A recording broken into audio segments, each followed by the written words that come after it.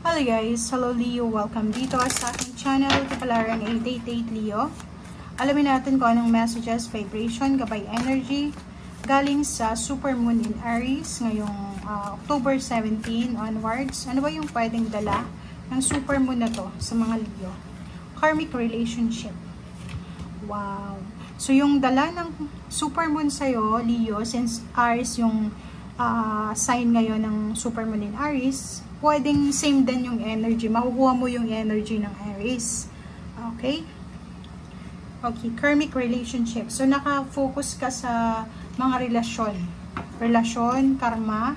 May mga Leo dito pwedeng maramdaman mo na may mga tao sa paligid mo na panatag yung kalooban mo. Parang ganun. Panatag yung kalooban mo. Siguro, hindi ka aware, pero mabilis kang makipag-close sa isang tao.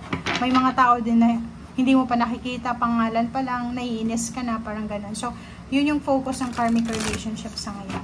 Okay? And next is yung mga, yung mga relationship na, like for example, na nakatadhana talaga. May mga relationship na pwedeng dumating, pero aalis din. May mga relationship na pilit mong inaalis sa buhay mo, pero since it's karmic, hindi talaga sila mawawala sa buhay mo. Okay. Leo, celebration, wow. Okay, so may celebration, Leo, na posibleng maganap simula October 17, 2024. So, ang nakikita ko sa'yo dito, isang positibong result or outcome, ang siguradong parating sa'yo.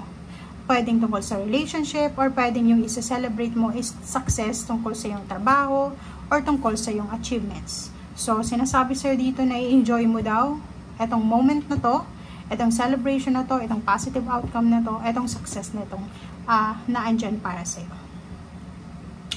Doon naman sa mga Leo na medyo nangangailangan na ng suporta, medyo pagod na kayo, like sa mga obligations, responsibilities, duties nyo, ask for help. Okay? Ask angels, guides, universe, and divine. And kung sa tao yung kailangan mo ng tulong, huwag kang mag-atubiling humingi ng tulong. And kailangan mo rin magpahinga kung ikaw ay pagod na. Kailangan mong alagaan ang sarili mo. Kailangan mo rin na unahin yung sarili mo. So, simula ngayong October 17, make sure na kumakain ka ng tama. Tamang oras, tamang pagkain.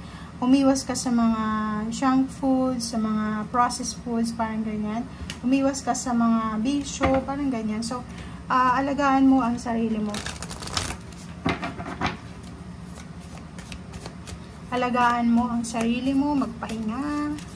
Alagaan mo yung relationship mo. May mga selebrasyon na magaganap. O, lighten up, diba?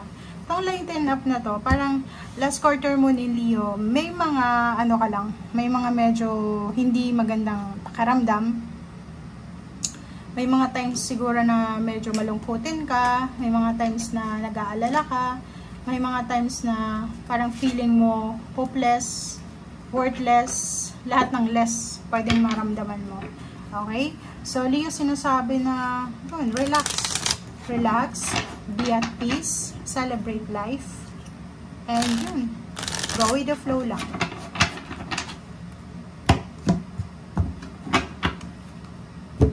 Okay, first card. Oh, wow. Ang galing. First two cards natin, Leo, it's good news. Okay? So, may bearer of good news dito. And ang maganda dito, Leo, is yung good news na dala sa'yo is pera. Okay? Leo. Nako, nakakakilabot ito. Sobrang nakakilabot. Kasi, etong dalawang to, kahit ito lang, tapos na yung reading natin. Diba? So, Knight of Pentacles, sinasabi na isang tao ang posibleng magdadala sa'yo ng good news. So, for example, may kapamilya ka, sa either relationship, intimate, asawa, boyfriend, girlfriend, parents, siblings, may good news tungkol sa kanila, like may success, may tagumpay sila na posibleng i-share sa'yo, ibabalita sa'yo. Alam mo, Leo, ganito, nakatanggap ako ng recognition, ng awards, yung hinihintay kong pera, nandito na. So, parang, yung celebration ng iba, i-celebration mo na rin. Okay? Or literal na ikaw itong magsa-celebrate. Pwedeng may hinihintay ka, isang positive na outcome ang posibleng mangyari ngayon. It's either recognition, rewards, awards, or kung ano man to na sinasabi sa'yo ng baraha. So, yun. The devil. Nako. Ang nakikita ko lang sa'yo dito, be careful. May revenge. May mga Leo dito siguro na may mga taong hindi naging maganda yung relationship sa'yo. Okay? Sa either lahat ng zodiac signs. Ang temptation dito is yung mag-revenge ka sa kanila. Yun lang yung negative dito kasi since the devil. And then yung Leo din dito sinasabi na ang temptation na ito is hindrance. May plano kang travel. May plano kang mag-travel. It's either November, December, January, February, March, or onwards. Ang problema dito is posibleng magbago yung isip mo or may mga temptation. So, maraming pwedeng maging hadlang dito sa travel na minamanifest mo or pinaplano mo. Yung iba din sa inyo dito, mag-iingat kayo kasi ang daming temptation. Ang dami yung blessings na parating. Marami ding mga tao yung pwedeng maki-ride on sa blessings nyo. And at the same time, marami ding mga tao na hindi matutuwa sa kung ano yung blessings sa meron ka. So, mag-iingat ka. Dahil pwedeng maingit sila, gawan ka nila ng hindi maganda. Wow, 33. So, nasa tamang direction ka ngayon. Eto na, parang sinasabi na malapit na. Eto na yung right timing. Ang tagal mong hinintay eh. Diba? It's either 3 years, 3 months, 4 months, 33. Diba? Pwedeng yung age mo is 33 years old ka. Or pwedeng, di ko alam kung ano, bakit sobrang visible yung number 33 dito. Sinasabi sa'yo dito na yung iba sa inyo is 3 years nang naghihintay kung kailan makakapag-abroad or pwedeng makabalik ng Pilipinas, yung mga nag-a-abroad. 3 years na kayong nag-aantay kung kailan kayo makakapagsimula ng business nyo, parang ganyan. So, may 3 years din ditong naghihintay kung kailan kayo makakapagsimula ng trabaho, lalo na sa mga teachers, doon sa mga naghihintay. Diba? So, comment down below. May the tower tayo dito, kasi lang mag-iingat ka. Ingat-ingat lang, Leo.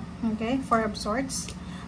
Nakikita ko siya dito na walang dahilan para malungkot ka. Kasi may Four of Swords and celebration ka dito. Sabi sa Four of Swords, kailangan mong mag-focus sa detalye. I-assess mo yung sitwasyon. Kailangan mong maging matalino sa lahat ng steps or actions na gagawin mo. Pag may oras ka, magpahinga ka. Okay, mag-meditate ka, mag-contemplate. And iwasan mo yung pakikinig sa mga sinasabi ng mga tao sa paligid mo. Okay? And last 2 cards natin dito is yung Six of Cups in the Tower. Ingat, yun yung sinasabi ko sa'yo dito, di ba? Mag-iingat ka kasi history repeats itself. Okay? Pwedeng may nakaaway ka dati na makakaaway mo ulit. Mag-iingat ka sa pagtitiwala. Okay? So, thank you guys and see you again. Bye!